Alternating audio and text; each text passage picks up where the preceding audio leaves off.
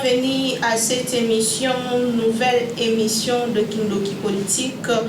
Oh, Bozola Bisso, partout dans le monde, tout à Bongo, lundi 13 décembre 2021, journée Moko, Kitoko, na ville province à Kinshasa, Pena, Mokili Mobimba Bisika, Bozwami, Pe Bozuli Bakwa, Kolanda, KNB News, Nandila, émission Kindoki Politique.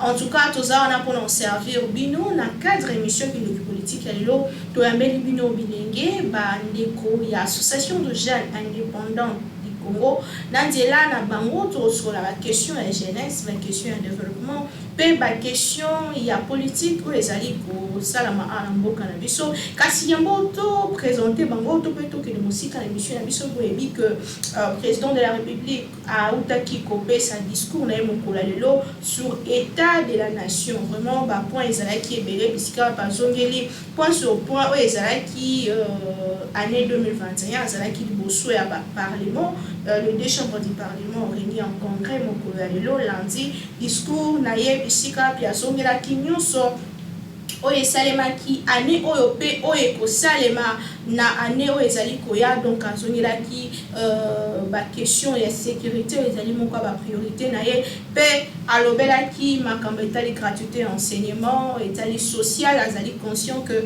social vraiment esimaki na mobimba na yango te aza conscient na yango basengaki gouvernement samalukonde ba redoubler effort pour que année oyo ezali koya basala nyonso que population se retrouver liloba ya malonga liloba ya makasi o ngai na monaki vraiment mokola lelo ezali bon koyeba que Congo ezali bien comme ezali eloko ezali ko réunir biso nyonso en dépit ya ba couleur na biso en dépit ya ba problème to pe ba besoin égoïste na biso to ba que Congo ezali eloko to pe bien comme na biso nyonso ndenge pe na misala ko bisa bino na émission Kindoki Politique. Autre fait d'actualité toyebi bien ko bande ko ya muka balakaki biso ko sala sitting moko mokola lelo liboso ya siège ya seni bisika wapi la police nationale congolaise ezalaki déployé pe marche to pe sitting yango manifestation ezalaki interdite makasi yango esalemité foko bango bongo esalemité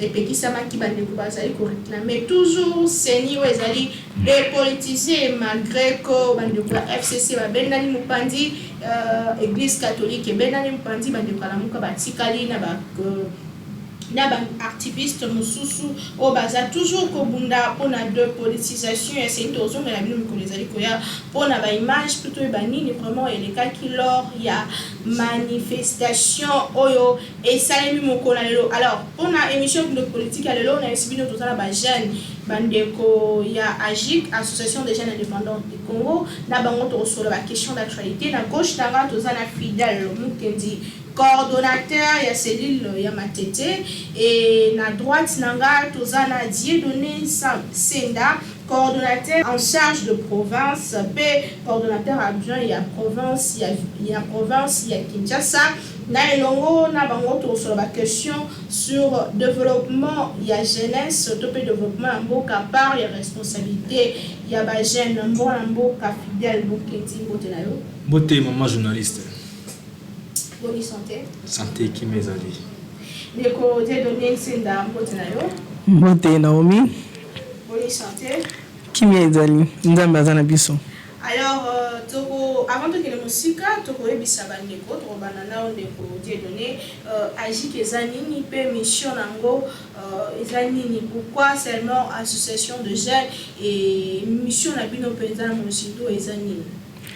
Bon ndenge outi koloba yango AGIC ezali association de jeunes indépendants du Congo. Na souci na biso na kati ya mission na biso tozana posa ya ba jeune bazala indépendant. Donc ba jeune bakoka koeba kozala indépendant. Donc comme ils aura bango na charge et si ka bazala manipuler de gauche à droite. Donc tout moni ko ba ebele ba jeune baza vraiment la distraction ndomoni AGIC a télémaki.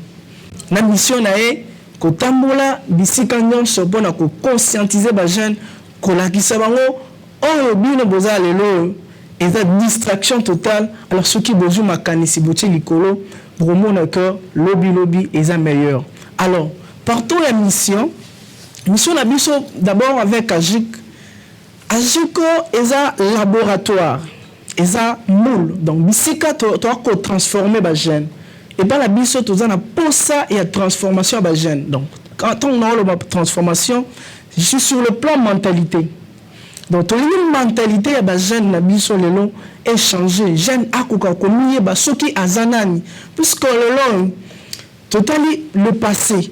Total le présent, dès que tout le monde a futur et cause à l'ending. Alors pour futur et à la malam, c'est une mission de bilingage. Il y a agit tout élément. Na mission na biso tous en haut pour na coca comme ma jeunesse na futur nous malam. Yango omoni transformation et ça les manakati agit et puis face à transformation voilà tout ce qui va naître. Nous travaillons pour l'émergence, il y a un nouveau type de citoyenneté. Tout le monde après 2 ou 3 ans.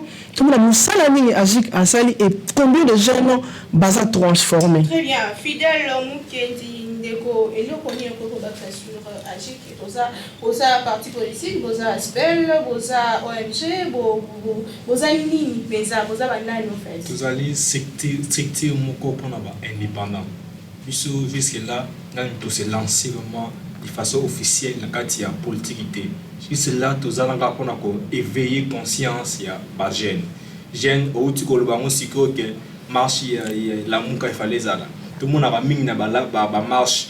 Au lieu ba kambi ba moko ba na marche ba na raté. C'est nous le jeune nim to na ba jeune na ba marche. Ce que to éveiller conscience ya ba jeune non. Tous aura un niveau de marche, mais tous en sens, il y a responsabilité, tout mis tient la place et le mot va ni. Les marches, ça peut une forme de responsabilité, participer à un problème. Oui, bien sûr, mais plus c'est plus nous qui participons. Mais ma vie, ma papa, ma vie, nous, autoyebiwana, on va qu'il raté. Bisous de Kena, bisous de tout la balle, la gaz, la kémogène, nous serons les agarres bisous. Parce que tout le monde peut bisous peut trop mana, mais ici il y a une décision. Tout ce qu'on va marcher, tout ce conscience il y a vie. Il y a un bisous bilongo. Agir que selon ma source, na bisous vous allez soutenir chef de l'État. Na niveau ni maman journaliste différence ces alliés pardon s'il vous plaît c'est ça différence ces alliés na bande de cognon sotoyebi association Fati tout toyebi bima différence na bino na bango za biso tozali ko soutenir chef de l'État mais tozali ko soutenir vision ya chef de l'État ce qui chef de l'État le moins accueilli pas ko ya wana so ko na vision ya bien biso to na toujours visionnaire. Donc, tous les fanatisme, il y a chef de l'État, tout ça, il y a vision. Parlant de vision, tu peux sa discours, mon vision sur lundi. Les Camerounais ont vu le pensa tout type par rapport à la vie sociale, tout peut faut qu'on oui, tout type déjà autre que le awa. D'un côté électricité, d'un côté énergie, d'un côté colia social, alors que solution déjà les a prises mais tourner au bazo solution là baza un peu en retard baza un peu lent il y a un lien qui a causé décision sous pour la population et mboka Congo en plus ça lobby tout pour l'état de siège lobby que évolution et ça malam il y a un peu ko bakisa na point wana. Parlons de vision, parlons de vision, vous soutenez la vision du chef de l'État. Déjà, vous dites que vous n'êtes pas un parti politique, vous n'êtes pas une plateforme, je ne sais pas moi, électorale, ou bien strictement, bloc politique, mais vous soutenez la vision du chef de l'État. À quel niveau? Merci pour la mutuna de Konaomi. Ndeko auti koloba tozo soutenir vision et chef de l'État. Tant chef biso agig toza déjà na 4 ans. Ton existence na kata Congo et puis au début ko président Félix a estima parce que quand je parle de 4 ans, il y a kogisa no 4 ans. Alors, toza ki en mboka, to mona ki mutu morote a ma vision ya ko mema Congo musika. Donc, Batunion se basa qui a un discours, mais nous sommes Félix, le président Félix. Tant qu'il a un discours au moment électoral, tout le monde c'était une bonne vision. Parce que sans doute, Agik tourne autour de l'intérêt de l'homme. Il met l'homme au centre de ses intérêts. Donc, Bissot et Bissot, ils ont Moutoukara. Alors, de sorte que Félix peut aller, ma vision, il y a l'homme d'abord, le peuple d'abord, tout le monde que ils ont marché, nabiso. Il y a un moment là, tout le monde qui s'adhérer, na vision naï. Mais ce que nous sommes super à lobby, il y a une vision pour la malade, collègue Félix, et tout le monde que ça cadre avec nos fonctionnements. Directement, tu seras lié à la vision. À la personne, ni aux personnes, mais à la vision. C'est que vous n'avez pas de position. Bon, la position que nous sommes à JIC, jeunes indépendants du Congo, c'est-à-dire quand nous sommes indépendants, être indépendant, nous dépend des personnes, c'est-à-dire nous dépendons de nous-mêmes, mais nous soutenons au moins la vision des individus. Voir que cette vision marche de pair avec nous, nous soutenons cette vision. Toujours soutenir la vision yango pour tout le monde et conformément à la idée de tout le monde. Alors, koloba question est en fait politique, mais aussi koloba yango. Nasengeli ko memayo bisika mo. Alors, politique na kati ya AGIC, ezoko AGIC a 4 ans d'existence. Et puis, enfin, la manière dont les choses non. En tout cas, c'est n'importe quoi. Puisque à tout moment, tout ça social, tout sur la population, mais normalement, ils ont mis la bisoté. Il y a mis la mboka, il y a mis l'État. L'État n'a pas qui sur la population. Mais besoin au moins, dans une charge, il y a sur la population parce que tout ça n'a bolingo, il y a bandeko. Alors, tu vas à la bonne côté. Domoni, tu bandi. 4 ans déjà, tu as 4 ans observer mboka et pour te préparer de façon ni tokoki ko mi kotisa na masolo yango. Alors ce qui toko tibisa na masolo na ba jeune na biso o biso moko te transformer, te éduquer, te instruire, to moni ko tokoki ko tambisa makambu to sunga pe mboka na biso ekende liboso. Koko de la makambu ni makamba politique. Makamba politique. Et donc, Asbel, Boko, et donc, banane, vous autres préparez nos fêtes. Bon, loi électorale et lobby bon. Parce qu'il faut que tout le monde ait vu nous dans la balabala pour ça, de porte à porte, apparemment, on va dire pré-campagne, non, tu vas dire pré-campagne. Jusqu'alors, tout le monde dit que la structure mini et qu'il y a un millier de lirotés. Il y a un la ville, il y a un il y a un AGIC. Tellement qu'ils ont considéré Congolais nyonso na kati ya mboka na ye tokei ko conscientiser ba Congolais wana bayeba ke ba sundoli bango te mais AGIC azoko kanisa bango yango moni tokitaki de porte à porte pona kolakisa bato wana bino pe boza na chance ya ko vivre boza pe important na kati ya mboka pour dire que votez nous en 2023 totamboli na lisolo ya ko voter te. L'isolo totamboli nango eza d'abord tomoni na les difficultés nini bandeko bazako katisa na bakwe wana. Alors tomoni na biso moko possibilité vraiment ya ko répondre na tâche à l'état qui kosala makambo wana mais de sorte qu'ensemble avec la population ya kwewana to sangana biso no so toloba donc AGIC aki na kwana lokola porte-parole aki ko conscientiser batu ya milieu wana ko pesa bango force et ko pena na pe koloba.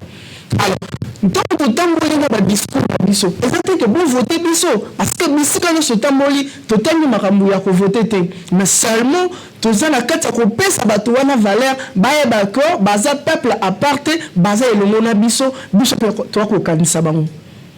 Très bien, ndeko fidèle, mon tous on pas là yo, tous vous saluez va descendre sur le terrain, Bokiti de part et d'autre, s'il faut dire aujourd'hui qui est derrière AGIC. Qui est derrière AGIC?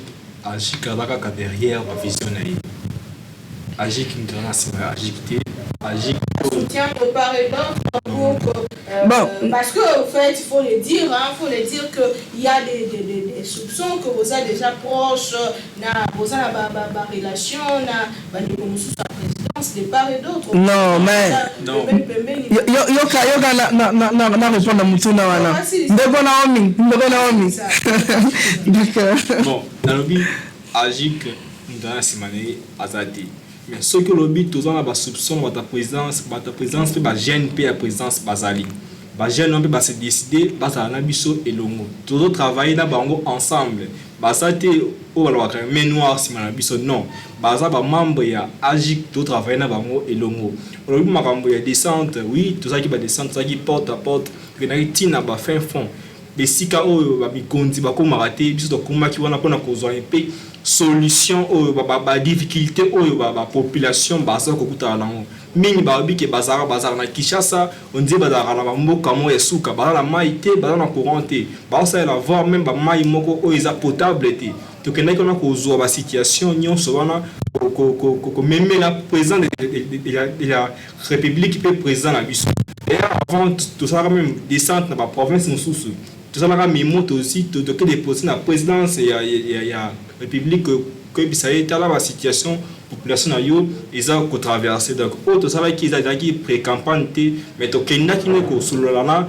population ko zo ba information na ba population na biso. Et aujourd'hui il faut dire que AGIC quand a combien de provinces et plus d'activités là les Européens ils pensent que les causes ba ki bosunga population na nini bosunga population. AGIC qui a 10 ou 11 provinces qui na sanité ko sunga population to sunga population na ba niveau na biso auto moni to koki ko sala yango to sala aussi bo sala dernièrement président outi ko inaugurer outi ko implanter je peux dire four ya mapa na kati ya Lutendele na munga full donc population ya kuna ils ont bénéficier nango déjà du point de vue social toki basomba mapa par exemple lipa moko na 500 francs maman ya mapa oyo azana fond ya kozwa mapa te président yemo ko apesi bango fond esi bango ya kozwa mapa pour na oteka premier tour ya kozwa mapa bazongo gratuitement président yemo ko financer bango ba ye bazwi mapa et puis ba ke koteka bénéfice ya bango moko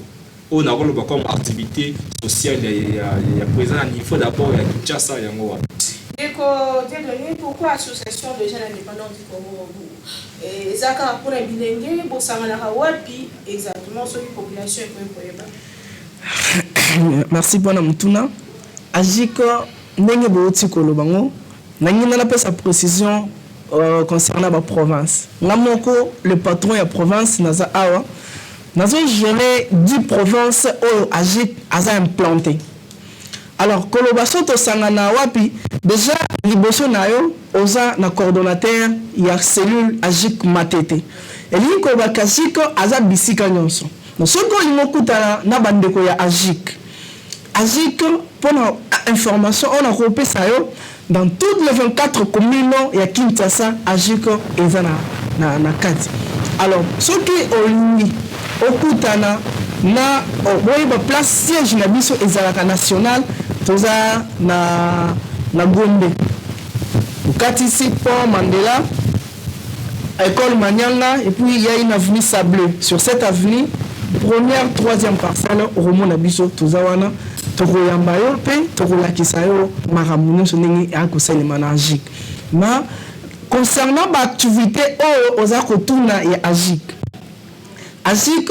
kalate tokendaki na présidence pour déposer mémo ya bandeko na biso ya Goret Lutendele to ba signaki bango nyonso signature na bango ezaki na kati ya mémo pour na nzela na bango ezaki ya kobukana normalement AGIC asalite ake ensemble na population wana batelemi balobeli l'état balobeli bakonzi bayoki si omoni baye ko répondre quand bien même va répondre la totalité, mais Ndambuana, ça prouve un fort AGIC à quelque côté ça la misino ya ba populaire ya ba bito ya munga fula pour ko réclamer nzela na bango zaki ko buka na kala. Donc naebi que yubo yebi bien que nzela ne buka na kala mais ce qui est communique quand même effort AGIC à quelque bakisa à motiver la population la télémi pour ba lobby nzela pe etonami. La population faut adhérer à la motivation parce que tu as différence dans la plateforme apparemment la population et puis après quoi voter et c'est toujours comme ça. Bon, ndenge ndeko auti ko botuna mituna soki na sima na biso tozana nani. Bon, soki omoni ti lelo makambo ezako mate officiel AGIC a combien mutuboye mais akaba ba soupçon parce que biso toza na dossier ebele na mesa oyo toonégocier na bato wana oyo bapolitike me na kati ya badossier wana na nde tokuti dossier oyo eza na intérêt ya bajeune intérêt population na kati yango moni dossier wana eya kotelema ezotambola te mais soki tokutani na dossier oyo tokuti intérêt ya population na kati ndo yebake mokolo yango nde biso bilenge ya argike tosangani na bato wana parce que tomoni mpo aza kotambola elongo na biso.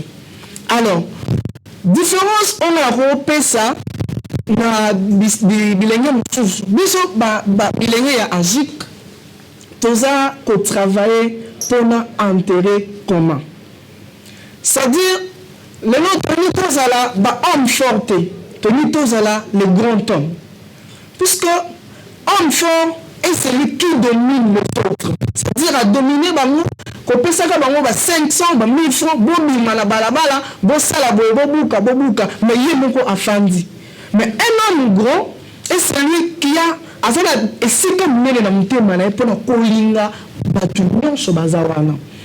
Et puis na kati ya agik omoni ndeko Serge le mon ami dit a été atindi bilenge. Pourquoi? Parce que à limite azalaka kaye à limite azala leader ye moko leader agik mais à limite ba leader bazaka na kati ya agik, c'est-à-dire mutu o azu mutema na epona kolinga mutu alini progrès ya mutu nyonso alingi mutu nyonso jeune elenge tout na kati ya agik azala prospère.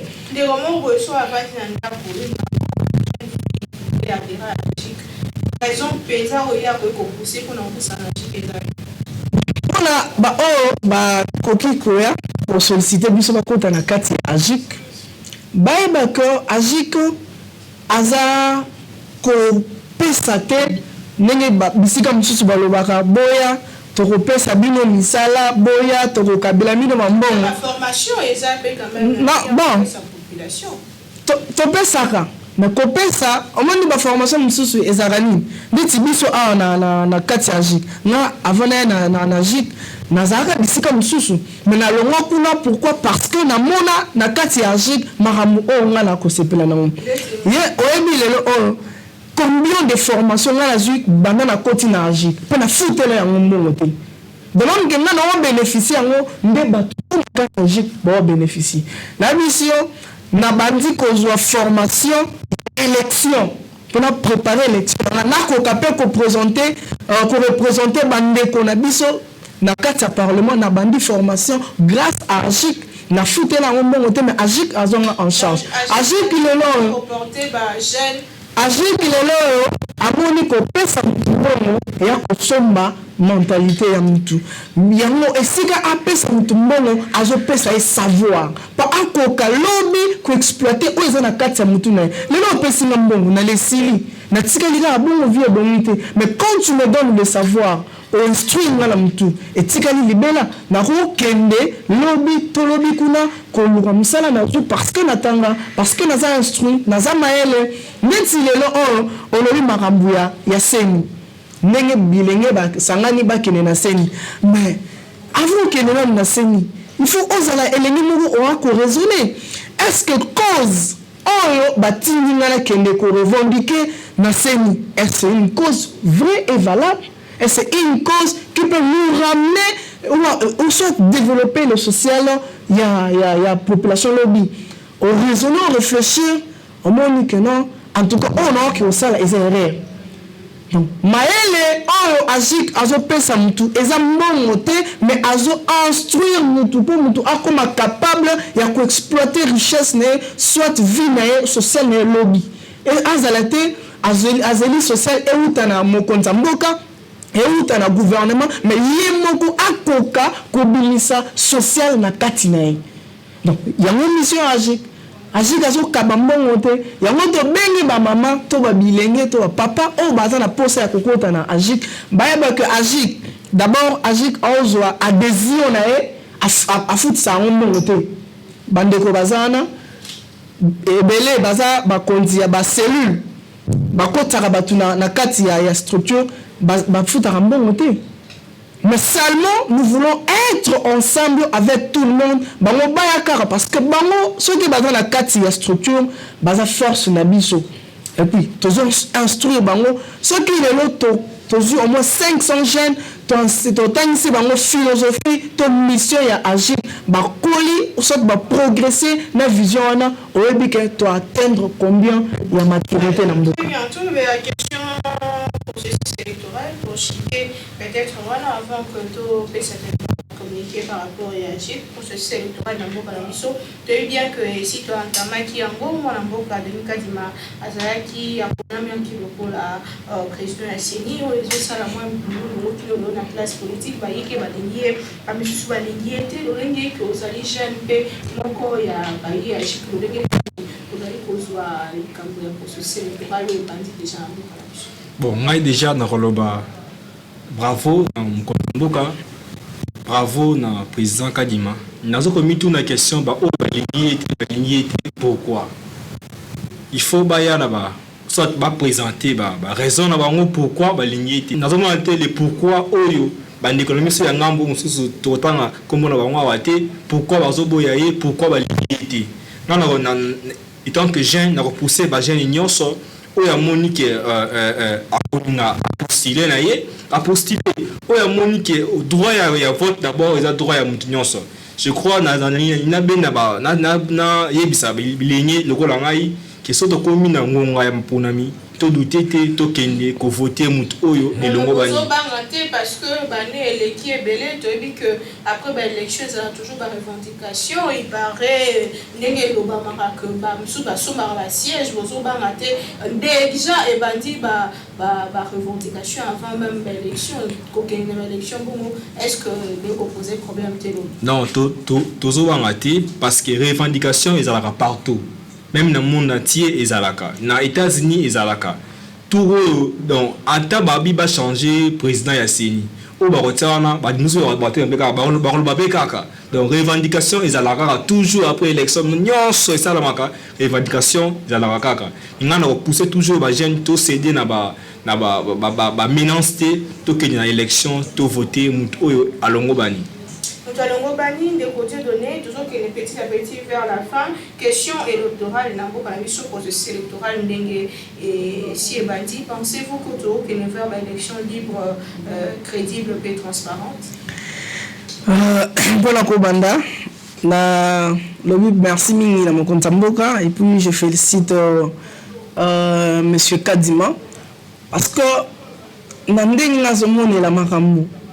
Namoni que choix oya CENI eza malamu peto ko sala élection awa crédible na ndenge elwamaki na mokonza mboka mais to kele peto zonga ba oyo ba ko tambola to dépolitiser CENI madame Naomi nini ko la biso que CENI eza institution politique te parce que les indépendants déjà non mais tous à la paix maël total à makambu ndeko Naomi et le bas bon indépendant mais et le indépendant et à gérer service politique to bien indépendant non mais tous les honorables nous tous à la bateau faisons des analyses les lots à tabazou nous a ko revendiquer partir na CENI et cause la toujours politique parce que les autres ça va politicien kuna bah continue à parlement bah quelle présidence des affaires qui sont gérées à la CENI ce sont des affaires politiques ce qu'on y a tout ça koyemba et tout dépolitiser alors que institutionnel géraka affaires politiques pour nous d'accord bah gênant toi bah autorité bah ko luka mobulu na mboka la biso nyo sondé procédure et que bah confession religieuse n'est pas en ko tembinga bilegati to comme à niveau entraînement il y a dinika équipe na bandi comme sous ba pesa qui va liste na moto ba so préparer ba pesa lelo ba na 13 personnes sur le camp de Bakota. Bon, on a une réunion sur la ozana kata kotanga tirelo ngana lubaka ngo eza n na kata mboka na biso na rutuko lobano awa na mboka po ozala homme grand esengeli ozala na bolingo omoni mutu aye bobandi ko imaginer makambu epele par rapport à Revenons d'abord na ma décision à mon compte mboka. Bon, étant chrétien, j'aime mon président parce que pour le président c'est un droit et puis c'est un devoir d'un chrétien envers son pays. Alors le biso toza bilingue. Bien sûr, tu as revendiqué le droit na biso, mais la question que je me pose, est-ce que jeune wana va remplir devoir na bango étant que citoyen? Non, parce que avant de réclamer un droit, bandana nous pour remplir devoir na yo. Bango batigala ko remplir ba devoir na bango te, mais to ko mona bango kaka na balabala. Yebisanga lelo jeune nini oyo akoki côté le malelo, alobi nga na proposer projet boye na gouvernement pa boa kisanga. Tout est hasard. Alors, bazaka tout le temps, parce que je parle de la haine. Et ça haine, parce que balini mo kontambo gate, donc monaka ba procédure belé milai. Mais to kende peto zonga, biso awa to akolinga décision échouée mon kontamboka, peu importe ba décision, parce que babi ba décision oh ya catholique na musine ba se retirer, bande ko muso ba ko sepela nango. C'est normal. Il y a un normal. Maintenant, on a un sentiment de exprimer. Les élections sont les plus catholiques. Il n'y a pas de problème. Qui va assumer la responsabilité? Maman. Catholique, à Kendete, il y a des gens qui assumer. Ceux qui sont là, yo, madame Naomi, osate parce que vous avez un malaise, vous avez une émission parce que vous avez. Mais tout le monde est capable d'assumer la tâche. Mais parce qu'à un certain moment, on a privilégié un groupe d'individus, alors ils se prennent ils prennent le bazou Congo, le quoi propriété na bango moko. Non. Parce que les gens sont salifiés. Batu baza, bakuki ko assumer la tâche. Attends les gens, yo sali émission te. Bakoka na porte ya émission te mutu moko ko zalaka ko représenter azupi tâche na yo akoki semia akoki sem. Nous sommes en train d'arriver petit à petit vers la fin. Monsieur Kodozana et Moussousou continuer aussi cette émission. Parlons de peuple d'abord. Pour le même peuple d'abord, vision que nous soutenir. Dans la vision que nous soutenir, il y a le peuple d'abord. Déjà, une année de quoi divorce FCCK chez Salima. Déjà 6 mois, je pense, depuis équipe, il y a Saman Konde, équipe, il y a Union Sacrée, écoute à la pouvoir. Le Lénécal, nous avons une évolution, il y a vision, il y a les peuples d'abord, on nous soutenir. Bon, vision, moi je dirais que vision, ils ont malam, tant, oyo. Tout ce qui est bon à temps basala musala so totali ba projet na bango totali ba vision oyo bazana na mesa to pesa bango to za la presser na ba résultat te to quand le roi ba tumboka oyo ku pendant combien des années mboka be pendant temps mulai alors na une année 6 mois mboka yo tele mamonté to tela bango mboka baby je comprends pas mboka baby yo journaliste ya investigation non autant mo la kawebi pour que baby no ekufi tozolia bien te tu vois tout ça donc tout ce que l'on entend ba ko bongisa o la vie sociale classe nyonso oyo eko mwaka un jour donc ko beba ya mboka ni bato alobaka ni business congolais de lobaka rien ne marche. Moi je dirais que mboka ils ont tambola malgré n'a pas ya mais ils ont tambola très bien. Tout ça va temps nani président de la République na gouvernement ngimba tout ce qu'il va temps makambo et combien de temps là la vision donc vous devez avoir vous avez comme une idée de ce qui se passe. Bon selon programme de bango bani public qui gagne tout ça là oui bango pas nous c'est bon mais c'est bénéfique c'est pas un qui est bénéfique tout ce que on temps pour ces là tout comme nasuka tout comme déjà cochité ya mo le balikamo par rapport à chic tout le bien une année à force efficace pour ça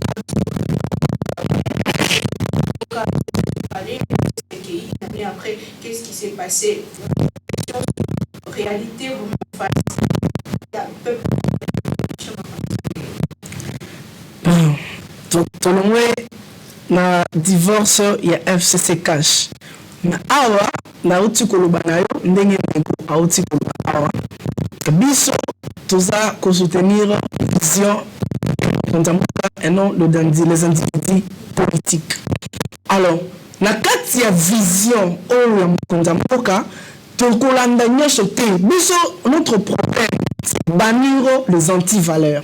Ce qui n'a pas de vision, et ça qui n'a quelque part, bisika wana kotambola te, biso bilenge ya agiko, to zakana solitaire comme ça mutu vérité, to koye bisaye, mais to soutenir pe ba anti-valeur te.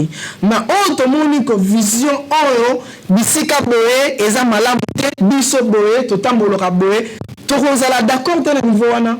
Alors, la question est de savoir ce qui vision encore est ça, autant que la terre pour soutenir un autre. Non, nous on soutient ce qui est vrai et sincère. Si non, puisque non, tout ça vision. Bon, oh, biso to ko soutenir, eza bilenge, il y a article autre la carte pour instruire pour to komisa bango ba lobby. Des visions en wana. Nous sommes limités. Oui, c'est possible. Puisque tous 8 ans, il y a Kosolola. Tous 8 ans, il y a Kosolola, il y a Nigérian, dans les gosses. La carte à Congo, Kansaga, na Nigérian, qui s'y basé, comme un millionnaire. On va le biter. Non, et bien, la carte n'a pas de jeune.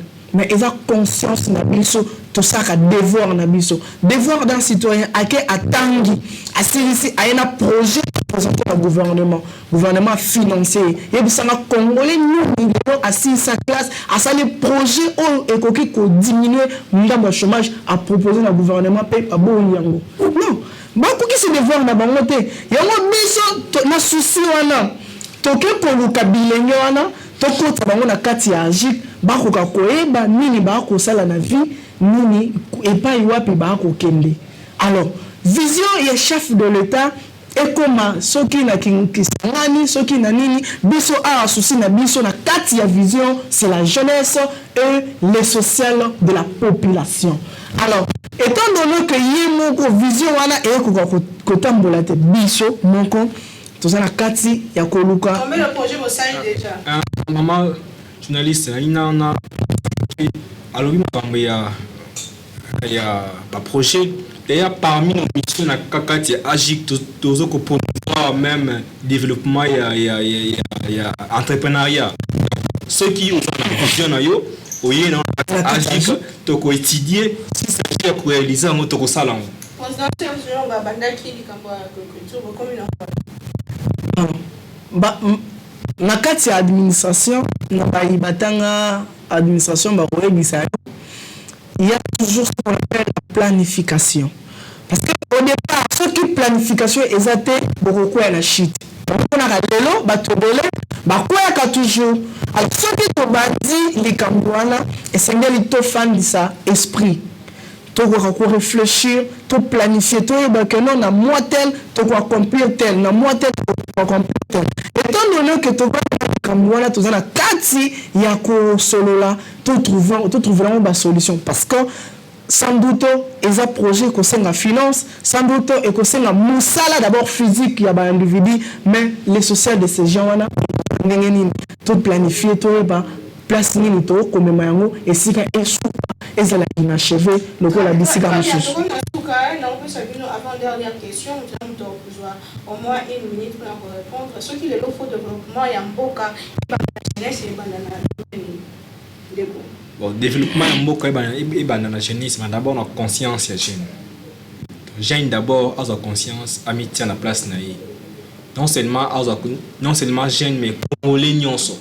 Tout le monde d'abord la presse, tout le monde d'abord la tribalisme, nyonso anti-valeur nyonso. D'abord de côté, tout d'abord sens et responsabilité, la mboka et élément. Tout quoi acquis un tel président Salibo, un tel Salibo, mboka tobaza toujours que dépend toujours. Donc, sans conscience, nous au se révolter, nous au sala. Sans conscience, au se révolter, non. la vérité. Quand je suis conscient sur la vandika, comme ça, il y a domaine. Au moins, que place au sol de Salango, à l'aise dans Salango. Par exemple, NASA, ben par exemple, miniser, et quoi miniser, avant n'a risque comme ça, c'est pour na travailler, l'intelligence n'a pas c'est ça. De conscience.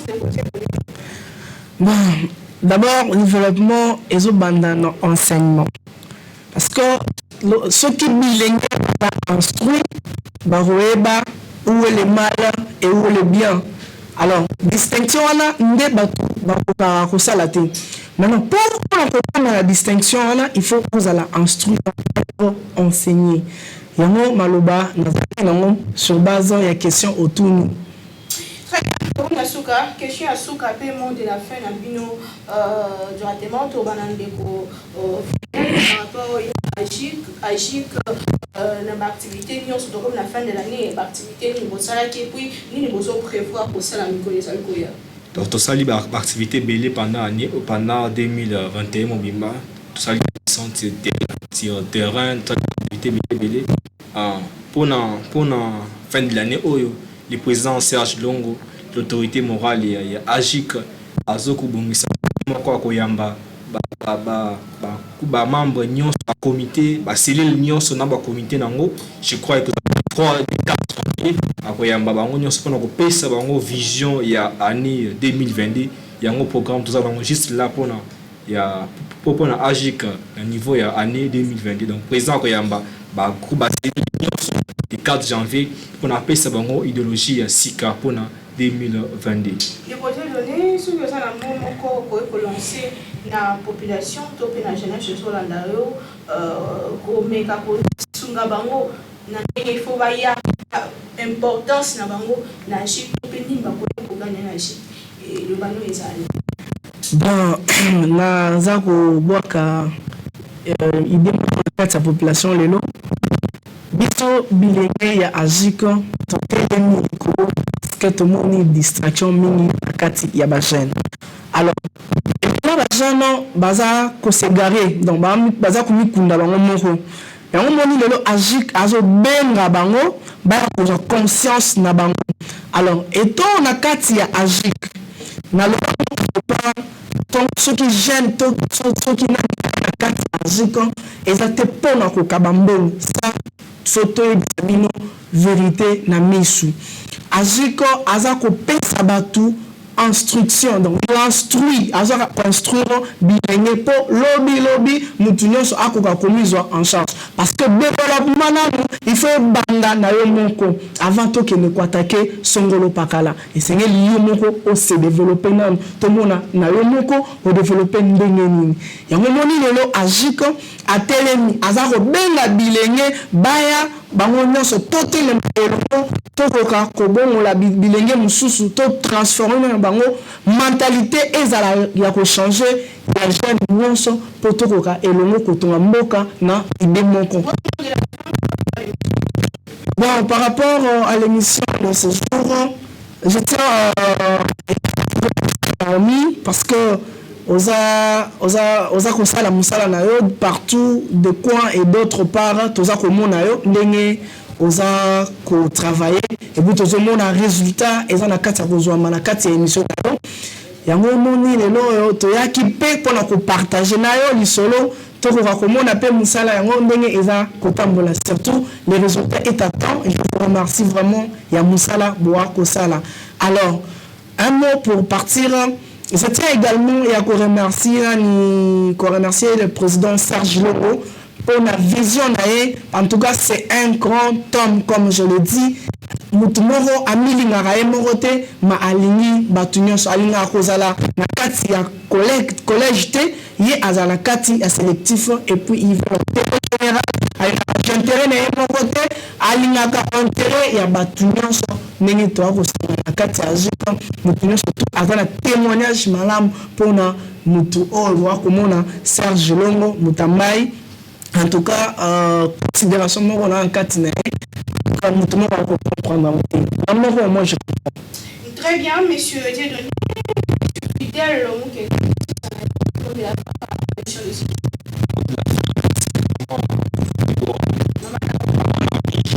excusez-moi, Maman Naomi, merci beaucoup pour l'émission Burkina Politique. Déjà, c'est passé ici par un jour, déjà, dans YouTube, télévision.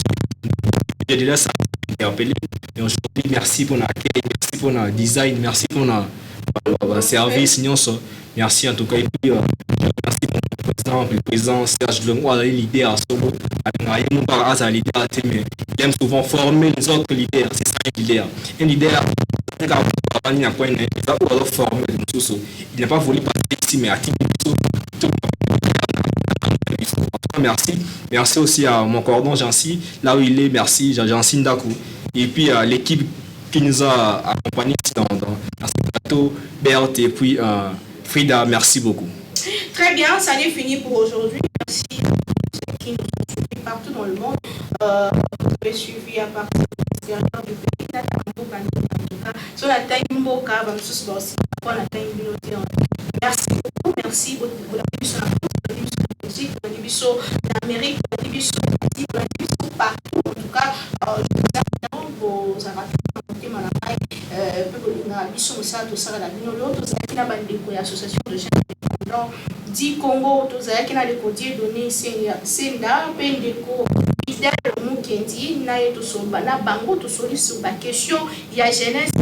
Nezo le kawa na mboka na biso pe mingi solo ebetami awa ezali solo ya chic oya ko adhérer et kusunga yo pe on soba idée asika parce que mingi to na bisika ka ko bazo ganga mingi mais mayele penza idéologie ya malonga ezalaka te ezali très important oyeba ozana ni koda sana Congo ezali ni pe lobi na biso to tonga to pesa mabe biso tout peuplé car mboka te mais tout bâtir pe mboka biso nation congolaise pour que nous tous à la fière et pour la paix en congolais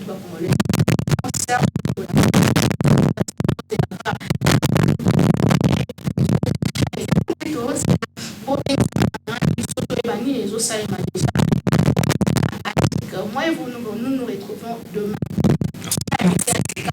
et toujours avec le même plaisir dans le barreau toujours Kenza Bénissa